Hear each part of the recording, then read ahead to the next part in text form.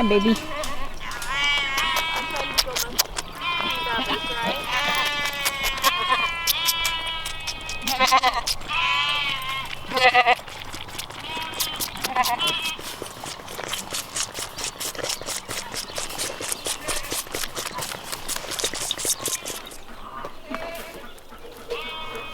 I'll get this new mama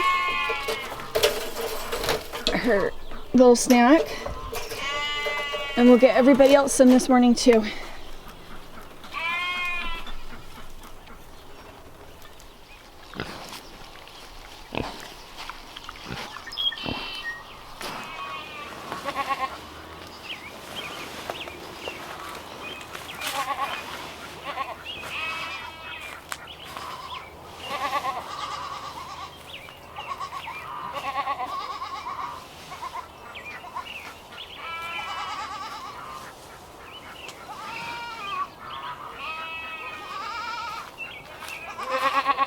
It's going to be a noisy filming morning. We have 4 bottle babies this year.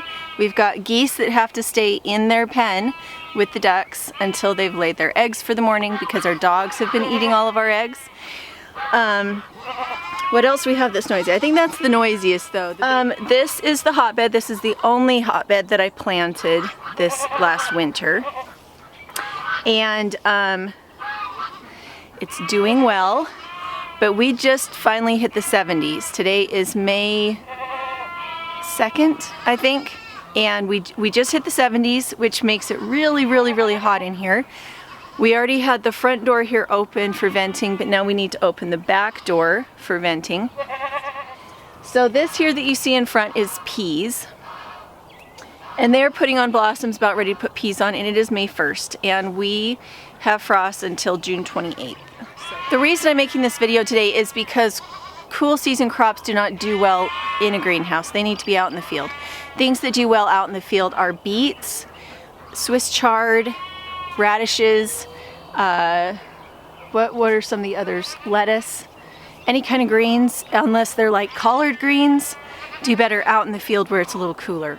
In the winter months, I plant peas, Swiss chard, Asian greens. I have bok choy and pak choy here in the back. That's the little yellow flower that you're seeing. And as you can see, they have flowered. They are still good for food, but they are going to start to get woody here very quickly. So my best option right now is to start harvesting this faster. This year I'm going to try patio size, container garden size tomatoes and zucchini in the hotbed. And the reason for that is that they don't sprawl.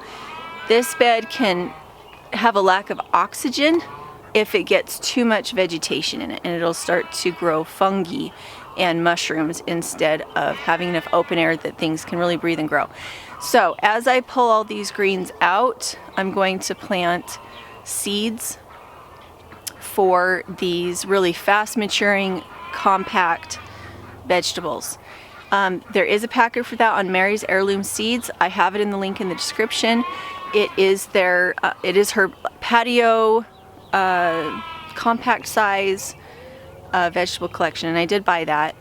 And she's also an affiliate of mine, so I'm excited to try out her seeds. Well, I've tried her seeds before, but I haven't tried this collection before. And I also have some seeds that are supposed to be phenomenal from Territorial Gardens that are like a 30-day zucchini type of a thing. I don't know how that works, how it can be so fast with the zucchini, but I'm going to try. I could go along and see if I can show you what everything looks like. So there's the peas. They're getting a little crinkled by the heat, but they're still putting on blossoms. I also have a little suffering tomato in. It still freezes at night, and yet I've got a little suffering tomato in here. That's one of those special compact ones. I've got a tomato with tomatoes on it, and it is, again, May 1st or 2nd. So I've got these little tomatoes in here that would like some more space. So I'm kind of leaning towards taking these peas out.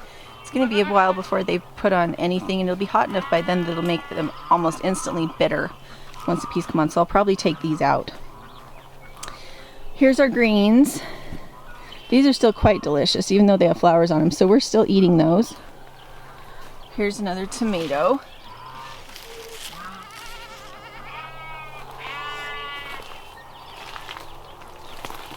And then I have some kale here that I could go ahead and harvest. And then I have celery and mizuna here, which is like an Asian type of a green. And then grass. I don't know why the grass is in here. And then these are green onions. You can see the green onions. So yeah, I need to come through and I need to take out some of these, like these guys here, that never really got enough space. It's important for me to come pull these guys out, leave room for everything else. And the way that I know that that's what they are is because they're so tall and stocky. See how they're tall and stocky instead of being full at the bottom? If they're not full at the bottom, then they never really had enough space. And so I've got some mama rabbits. They would really like these greens, so I'm gonna take that as my job this morning, is to get some of this taken out. I don't want to harvest it and then waste it. I don't want to pull it out and then not have anything to feed it to. So I'm not going to pull it out all in one day. I'm going to pull it out as I have something to feed it to. Yeah, honey. Are you going out with the bottles?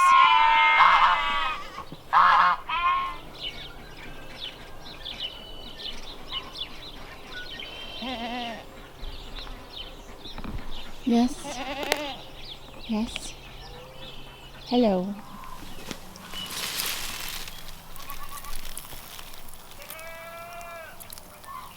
So I have 4 hoses that loop down and back, and loop down and back, and loop down and back. So there's really 8 hoses in there because there's 4 long ones. Twice a month, I make a small ad for Paul Wheaton over at Wheaton Labs. I am paid $42 each time I make these ads.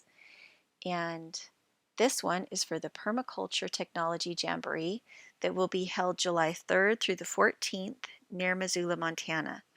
The price of these tickets is $1,250, and the early bird price right now is a buy one, get one free. During these courses, Paul offers 3 meals a day, but there's no guarantee of what the food will be. And so if you have special dietary restrictions, you might want to make sure to bring your own food. There's camping on site, and Paul also has a few alternative living structures that can be rented, kind of like an Airbnb, but you need to reserve those in advance. Otherwise, there is lodging in Missoula, Montana, so that if you want to drive in every day, you can do that. Classes that are offered in the course are rocket stove heating, cooking, and they also are this year looking at using a rocket stove for generating electricity. For those of you who are into more homemaking skills, they're offering classes on textiles, how to insulate your home with window quilts, how to use natural fibers, how to make your own mattresses from natural materials, how to weave a rug or a blanket, and more. Next is food prep, preservation, and propagation. How to preserve 1,000,000 calories, storing food for winter without electricity, stocking your root cellar for 20 people for the year, how to make pottery from clay harvest on site, and how to build a hugelkultur and plant it.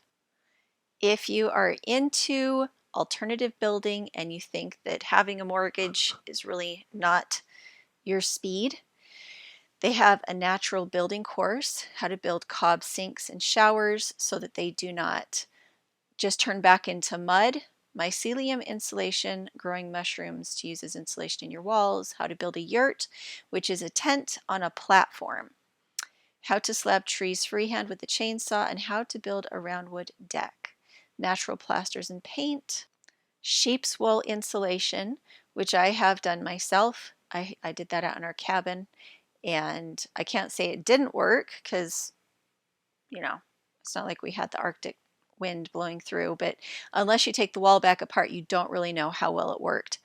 And then also felting walls for making insulation, kind of like what they used to do with embroidery and tapestries in castles. That's one of the reasons they had so much tapestry, was to keep the wind from blowing through the walls. And you can do the same thing in your own home.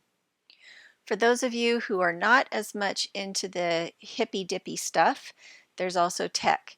How to add permanent solar to a tiny house, electric tractor hayride tour, heating water with the sun without needing winterizing, installing a heliostat, how to fire up the solar glass recycler, and more. This next course is something that I have not even attempted to do. I have never kept bees. I have too many friends here locally to me that have spent hundreds, if not thousands of dollars trying to get bees to survive in our cold, long winters. I have been up to Paul's place and I have seen his setup and his resources and his research for how to keep bees alive through the winter. And if anything, they're colder than we are with a longer winter near Missoula, Montana. So this should be an interesting course to take. Okay, I had to look this one up on Google. A bodger is someone who uses green wood to build furniture.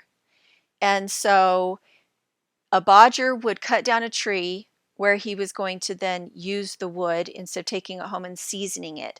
So it looks like this course is for teaching you how to do exactly that, which is, you know, kind of cool. If you own enough property to have, you know, lumber that's straight enough that you can turn it into things, then this might just be the class for you. All right, the SKIP program stands for Skills to Inherit Property. And what it's supposed to do is give you a leg up on understanding what a farmer or a homesteader might be looking for when you are asking them to either purchase property from them or to work on their homestead, on their farm, in order to gain experience. And it's kind of an interesting premise. I know that when I have people come work on my farm, on my homestead, if they are themselves from a farm, it makes it a lot easier to explain things to them. I don't know if the things on this list are what I would generally be looking for in someone to come and work on my homestead, because every homestead is different. The skills needed are different. However, just somebody knowing how to work with their hands and sweat and be interested in learning really goes a long way towards wanting somebody to come and work for you on their property. So this is kind of an interesting take on preparing you to work on somebody else's property. This last section is probably the one that I'm the most familiar with. And again, it's interesting what everybody's idea of homesteading is. For me, I've never made seed balls. My terrain, my climate is such that if I made seed balls here, every single one of those seeds would die because we are so dry. I have to do sunken gardens and I have to water daily when I first plant something, and I need to use rabbit manure tea. So those would be skills that I would teach if I was teaching homesteading. But again, depending on where you are, homesteading is going to look different for everybody. So planting a living fence, again, that would look very different for somebody in the UK versus somebody that is in Southeast Idaho. I have planted living fences, but I have had to learn the hard way how to keep it alive. Every homestead, every climate is going to be different. And so if you live in a dry climate, you need to get information from somebody who lives in a dry climate. If you live in a wet climate, you need to get information from somebody who lives in a wet climate. If you live in an area that has alkaline soil, you need to learn from somebody with alkaline soil, because the amendments are going to be different. the local resources that are going to be affordable are going to be different.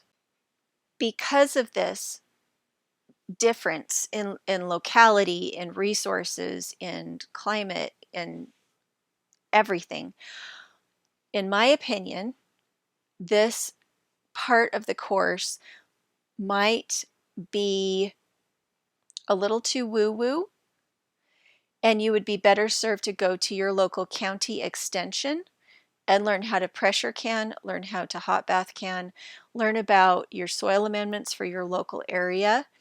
There are also 4-H type classes and teachers that you can find through your county extension for things like gardening or food preservation or animal husbandry. And so for the homesteading part, for the growing of the food part, it might save you some money and actually have a better payoff for you to go to your local county extension and do things the conventional way for your local area. It doesn't mean that you can't harvest information from people who are in other areas, but for your biggest bang for your buck, you're going to find somebody local to teach you about your special local homesteading resources and limitations.